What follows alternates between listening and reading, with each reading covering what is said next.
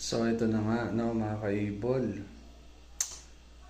Kilala niyo ba si Binibining Kati Binag?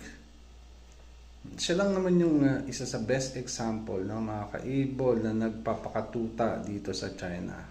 Bakit?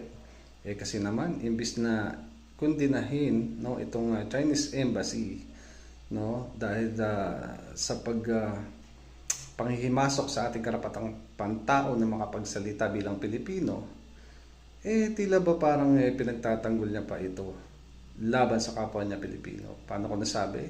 Kasi nga daw, humanda daw ang mga OFW sa ibang bansa tulad ng nasa Hong Kong, Taiwan, or Korea, no, dahil baka maaring mawalan sila ng trabaho. Bakit? At handa na daw ba, no, itong mga kaanak na Pilipino or ang Pilipinas mismo para pakainin itong mga madideport nating kababayang OFW? Diba? Kung kayo ang tatanungin na mga kaibol, ano sa tingin nyo? Nagpapakatuta ba itong si Binibining Kati Binag or sadyang nakapili na siya kaya makapili na siya? Kayo na po ang humusga.